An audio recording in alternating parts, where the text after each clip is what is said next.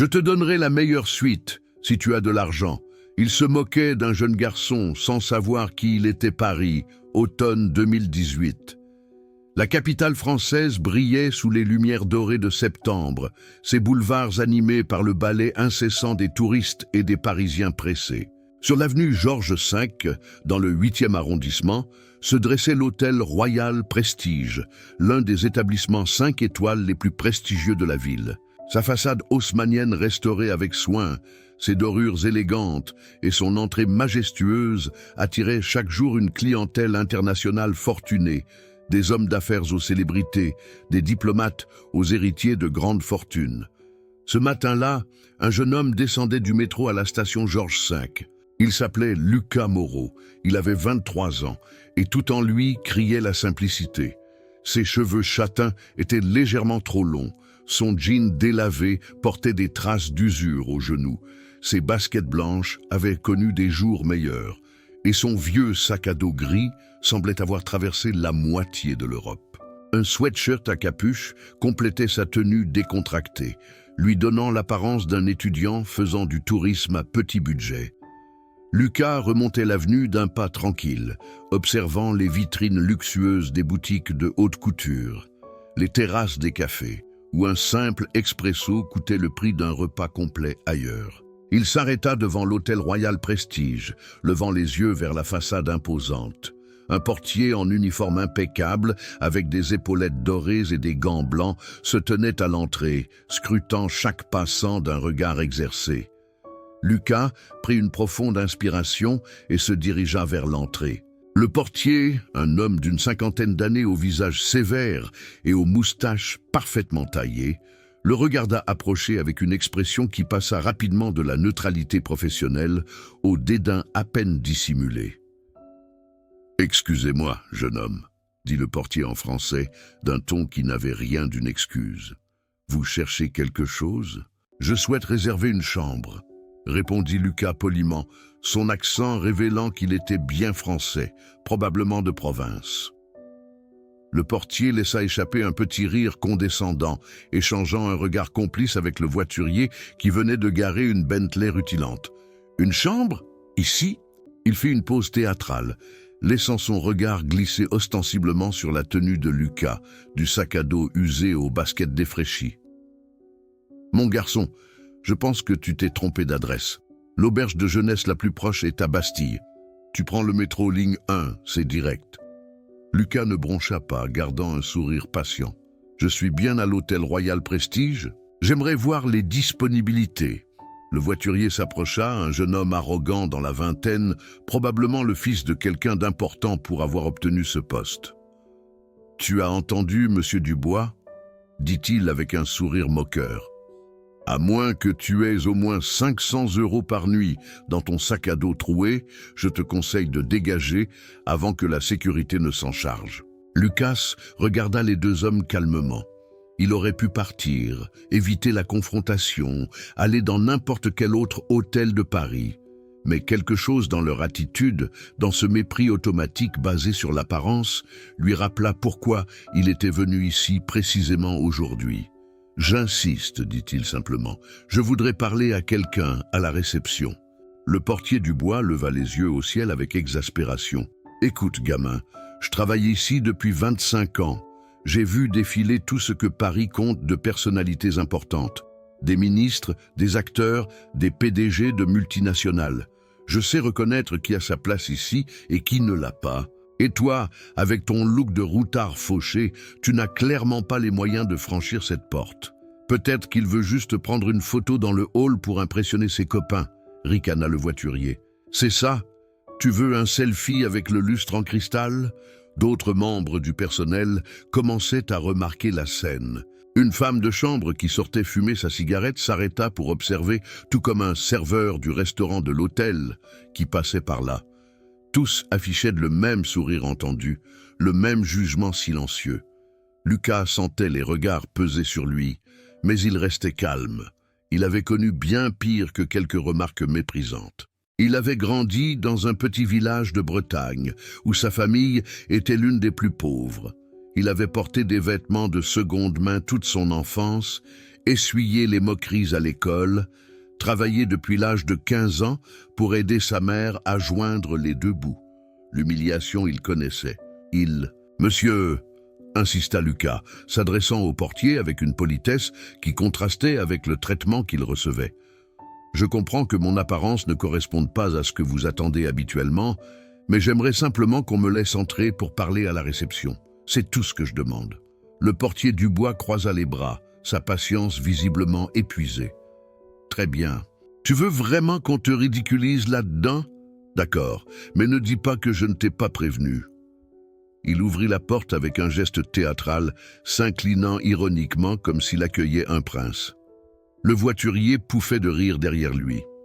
Lucas entra dans le hall de l'hôtel Royal Prestige, et même lui qui s'y attendait fut impressionné par le faste des lieux. Un immense lustre en cristal de baccarat dominait l'espace, diffusant une lumière chaude sur le marbre italien du sol. Des colonnes dorées soutenaient un plafond orné de fresques classiques. Des fauteuils en velours bordeaux étaient disposés dans des recoins élégants, où des clients en costume 3 pièces et robes de créateurs consultaient leur téléphone ou sirotaient du champagne. Toutes les têtes se tournèrent vers Lucas quand il traversa le hall, son sac à dos sur l'épaule. Les murmures commencèrent immédiatement. Un couple de touristes japonais échangea des regards surpris. Un homme d'affaires en complet Armani fronça les sourcils. Une femme couverte de bijoux chuchota quelque chose à son mari. À la réception, une jeune femme blonde impeccablement maquillée, dont le badge indiquait « Chloé Beaumont, réceptionniste », leva les yeux de son ordinateur. Son sourire professionnel se figea instantanément quand elle vit Lucas approcher. « Bonjour », dit Lucas. « Je voudrais réserver une chambre pour ce soir. » Chloé échangea un regard avec sa collègue, une femme plus âgée aux cheveux tirés en chignon strict, qui observait la scène avec un mélange de curiosité et de désapprobation. « Monsieur, êtes-vous certain d'être au bon endroit ?» demanda Chloé d'une voix où perçait à peine l'irritation. « Nos tarifs commencent à 550 € la nuit pour une chambre standard. »« Je sais, » répondit Lucas calmement. « Et nos suites, si vous vous posiez la question, vont de 1200 à 8000 € la nuit, » ajouta la collègue, dont le badge indiquait « Madame Lefebvre, chef réceptionniste », avec un sourire qui ressemblait plus à un rictus. Lucas hocha la tête. « Je comprends. Quelles sont vos disponibilités ?» Madame Lefebvre laissa échapper un soupir théâtral. « Jeune homme, permettez-moi d'être franche avec vous. Nous avons une certaine clientèle ici, une clientèle qui a des attentes très précises en matière de standing. Je ne voudrais pas que vous dépensiez l'argent de vos économies d'été pour une nuit que vous ne pourriez pas vous permettre. C'est très attentionné de votre part, dit Lucas, sa voix toujours égale, mais je peux me le permettre. Maintenant, puis-je voir ce que vous avez de disponible ? Chloé lança un regard interrogateur à sa supérieure, qui haussa les épaules avec dédain. Très bien. Faisons semblant que ceci est une vraie demande, dit Madame Lefebvre en tapant ostensiblement sur son clavier. Voyons voir. Oh, quelle chance! Nous avons justement une chambre standard disponible. 550 €, petit déjeuner non inclus. Cela fera un supplément de 45 € si vous voulez manger dans notre restaurant. Et bien sûr, il y a la taxe de séjour. En fait, l'interrompit Lucas, je me demandais si vous aviez quelque chose de mieux. Une suite, peut-être. Le silence qui suivit fut presque palpable. Même les clients dans le hall semblaient avoir cessé leur conversation pour écouter. Madame Lefebvre regarda Lucas comme s'il venait de dire quelque chose d'absurde. « Une suite ?» répéta-t-elle lentement, comme si elle parlait à un enfant particulièrement lent. « Monsieur, nos suites sont réservées à des clients d'un certain calibre. Des hommes d'affaires internationaux, des célébrités, des membres de la haute société, pas à des routards, suggéra Lucas avec un petit sourire. Je n'ai pas dit ça, répliqua Madame Lefebvre, bien qu'il fût évident que c'était exactement ce qu'elle pensait. Mais comprenez que la suite impériale, notre plus belle suite, coûte 8000 € la nuit. 8000 € pour une nuit. Je comprends les chiffres, dit Lucas. Est-elle disponible ? Chloé ne put s'empêcher de rire, un petit rire nerveux qu'elle essaya aussitôt de dissimuler derrière sa main. « Pardon, dit-elle, pas du tout désolée. C'est juste que... Écoutez, même si par miracle vous aviez cet argent, nous demandons une empreinte de carte de crédit pour les suites de prestige. Pas une carte de débit, une vraie carte de crédit haut de gamme, platinum ou supérieur. » Lucas hocha la tête paisiblement. « Très bien. Dans ce cas, je vais prendre la suite impériale pour ce soir. Et si possible, j'aimerais la garder pour toute la semaine. » Cette fois, Madame Lefebvre ne put cacher son exaspération. « Toute la semaine, jeune homme, cela ferait 56 000 €. Plus les taxes. Vous vous rendez compte du montant dont nous parlons? C'est le salaire annuel de certaines personnes. Laisse un commentaire pour nous dire de quel pays tu nous regardes. »« Je m'en rends compte, » répondit Lucas en ouvrant son sac à dos usé. Les deux réceptionnistes le regardèrent faire avec un mélange de curiosité morbide et d'incrédulité, attendant probablement qu'il sorte une poignée de billets froissés ou peut-être une carte bancaire d'une banque en ligne pour étudiants. Ce qu'il sortit les laissa sans voix. C'était une carte noire, mate, sans presque aucune inscription visible, sauf un nom gravé discrètement. Lucas Moreau, et un logo que seules les personnes travaillant dans l'hôtellerie de luxe pouvaient reconnaître immédiatement. Une Centurion Card d'American Express, connue dans le milieu sous le nom de Black Card, réservée à une élite mondiale de clients, dont le patrimoine se comptait en dizaines de millions d'euros minimum. Madame Lefebvre devint livide. Chloé se figea complètement, la bouche légèrement ouverte. Le portier Dubois, qui était entré dans le hall et observait la scène de loin avec son collègue voiturier, sentit son estomac se nouer. « Voilà ma carte », dit Lucas simplement, la posant sur le comptoir de marbre. « Pour la suite impériale, une semaine, s'il vous plaît. » Madame Lefebvre prit la carte avec des mains qui tremblèrent légèrement. Elle l'inséra dans le terminal avec une lenteur inhabituelle, comme si elle priait pour que la transaction soit refusée, que tout cela soit une farce élaborée. Mais le terminal émit son bip caractéristique d'approbation. Transaction approuvée. 56 000 € débités sans la moindre hésitation. Je... bégaya Madame Lefebvre, son arrogance s'évaporant comme de la rosée au soleil. « Monsieur Moreau, nous sommes... » Vous étiez en train de m'expliquer qui avait sa place dans votre établissement, continua Lucas, sa voix toujours calme, mais maintenant teintée de quelque chose de plus froid. Vous disiez que les suites sont réservées à des clients d'un certain calibre. Je suis curieux de savoir si je corresponds maintenant à ce calibre. Le silence dans le hall était devenu pesant. Tous les clients présents observèrent la scène, certains avec curiosité, d'autres avec un malaise évident. L'humiliation publique se retournait contre ses auteurs. Chloé regardait fixement son écran d'ordinateur, comme si elle pouvait y disparaître. Le portier Dubois s'était rapproché, réalisant peu à peu l'ampleur de sa bévue. Le voiturier avait disparu, probablement pour éviter les conséquences. Monsieur Moreau, intervint une voix grave et autoritaire. Un homme d'une soixantaine d'années, vêtu d'un costume sombre impeccable, s'approcha rapidement de la réception. Son badge indiquait Pierre Fontaine, directeur général. « Je suis le directeur de l'établissement.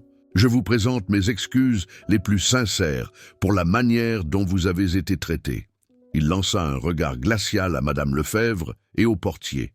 « Ceci est absolument inacceptable. Notre établissement se targue de traiter chaque personne qui franchit nos portes avec respect et dignité, indépendamment de son apparence. Visiblement, certains membres de mon équipe ont oublié cette valeur fondamentale. » Lucas regarda le directeur. Il n'y avait pas de triomphe dans ses yeux, pas de satisfaction méchante, juste une sorte de lassitude tranquille. « Monsieur Fontaine, dit-il, je ne suis pas venu ici pour créer un scandale ou pour humilier votre personnel. Je suis venu parce que j'avais entendu que votre hôtel était l'un des meilleurs de Paris. Je voulais le voir par moi-même. » « Et vous avez été accueilli de la pire façon possible, » répondit le directeur, visiblement mortifié. « Permettez-moi de vous offrir un surclassement dans notre suite présidentielle, sans frais supplémentaires. Et bien entendu, Tous vos repas au restaurant seront aux frais de la maison pendant votre séjour. Ce n'est pas nécessaire, commença Lucas, mais le directeur leva la main. J'insiste, c'est le minimum que nous puissions faire. De plus, j'aimerais m'entretenir avec vous personnellement pour comprendre comment nous pouvons nous assurer qu'une telle situation ne se reproduise jamais. Lucas acquiesça lentement. D'accord, mais à une condition. Laquelle ? Je ne veux pas que vos employés soient licenciés à cause de cela. Cette déclaration surprit tout le monde, y compris Madame Lefebvre et le portier Dubois, qui s'attendaient au pire. Je ne cherche pas à détruire des carrières, expliqua Lucas. Je veux juste qu'ils comprennent que l'apparence ne dit rien de la valeur d'une personne. C'est une leçon que j'ai dû apprendre dans l'autre sens et je pense qu'ils méritent la même opportunité. Le directeur Fontaine regarda Lucas avec un respect nouveau. Vous êtes généreux, monsieur Moreau. Plus généreux qu'il ne le mérite peut-être. Mais votre demande sera respectée. Cependant, soyez assurés qu'il y aura des conséquences appropriées pour leur comportement. Il se tourna vers Madame Lefebvre. Vous et Monsieur Dubois viendrez me voir dans mon bureau après avoir installé Monsieur Moreau dans sa suite. Nous aurons une conversation très sérieuse sur les valeurs de notre établissement. Puis, s'adressant à nouveau à Lucas avec un sourire professionnel, mais cette fois authentiquement chaleureux, « Monsieur Moreau, permettez-moi de vous accompagner personnellement à votre suite. Nous avons préparé votre bagage ?»« Juste mon sac à dos, » répondit Lucas en le soulevant. Alors qu'il se dirigeait vers les ascenseurs, Lucas sentit tous les regards dans le hall le suivre. Mais cette fois, ce n'était plus du mépris. C'était de la curiosité, du respect, et pour certains probablement de la honte pour avoir jugé trop vite. Dans l'ascenseur doré qui montait vers les étages supérieurs, le directeur rompit le silence. « Si ce n'est pas trop indiscret, monsieur Moreau, puis-je vous demander ce qui vous a amené à tester notre établissement de cette façon? Car je suppose que ce n'était pas un hasard si vous êtes arrivé habillé ainsi. » Lucas sourit légèrement. « Non, ce n'était pas un hasard. J'ai fait cela dans 12 hôtels de luxe à travers l'Europe ces 6 derniers mois. Paris, Londres, Milan, Zurich, Monaco. Partout, j'arrive avec les mêmes vêtements usés, le même sac à dos. Et partout, j'observe comment je suis traité. Un test social, en quelque sorte ? Exactement. Voyez-vous, monsieur Fontaine, je n'ai pas toujours eu de l'argent. Il y a 5 ans, je vivais dans un studio de 15 mètres carrés en banlieue parisienne. Je travaillais comme serveur dans un restaurant médiocre et je dormais 4 heures par nuit parce que je codais le reste du temps. L'ascenseur s'arrêta au dernier étage avec un tintement discret. « J'ai créé une application », continua Lucas alors qu'ils marchaient dans un couloir luxueux tapissé de moquettes épaisses. « Une plateforme de paiement sécurisée pour les petites entreprises. Quelque chose de simple, intuitif, que n'importe quel commerçant pouvait utiliser. Je l'ai lancé avec mes dernières économies, 3 000 € qui représentaient tout ce que j'avais. » Le directeur ouvrit une double porte au bout du couloir, révélant la suite présidentielle. C'était un appartement complet. Salon spacieux avec vue panoramique sur la Tour Eiffel et les Champs-Élysées, chambre king size, salle de bain en marbre avec jacuzzi, bureau, salle à manger, le tout décoré avec un goût exquis mêlant classicisme français et confort moderne. 2 ans plus tard, poursuivit Lucas en posant son sac à dos sur le canapé en cuir italien qui valait probablement plus que sa première voiture, une grande entreprise américaine a acheté mon application pour 180 millions d'euros. Le directeur laissa échapper un sifflement admiratif. « PaySecure, c'était vous. »« C'était moi, » confirma Lucas. « Du jour au lendemain, je suis passé de serveur endetté à multimillionnaire et j'ai découvert quelque chose d'intéressant. Le monde me traitait complètement différemment. Les mêmes personnes qui m'ignoraient dans la rue me souriaient soudainement. Les mêmes restaurants qui me refusaient une table me réservaient maintenant les meilleures places. » Il s'approcha de la fenêtre, contemplant Paris qui s'étendait à ses pieds. Mais rien en moi n'avait changé. J'étais toujours Lucas, le gamin de Bretagne qui aimait coder et rêvait d'un monde meilleur. La seule différence qu'on ait, c'était le nombre sur mon compte en banque.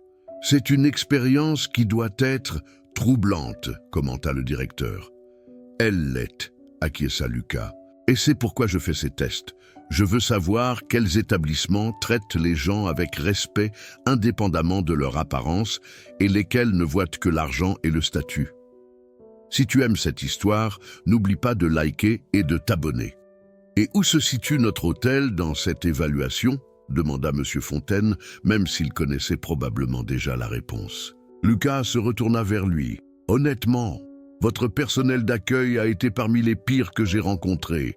Le mépris était palpable, l'humiliation presque calculée. Mais vous, Monsieur Fontaine, vous avez réagi correctement. Vous avez immédiatement pris le contrôle de la situation, présenté des excuses sincères et proposé une compensation appropriée. Cela compte. Le directeur hocha la tête gravement. Je vous assure que ceci sera un tournant pour notre établissement. Nous allons implémenter une formation complète pour tout notre personnel sur l'hospitalité sans préjugés. Ce qui s'est passé aujourd'hui ne se reproduira jamais. J'espère que vous le ferez, dit Lucas. Parce que ce n'est pas juste une question de business, même si traiter mal les clients est évidemment mauvais pour les affaires. C'est une question d'humanité basique. Le portier qui m'a accueilli ne sait rien de moi.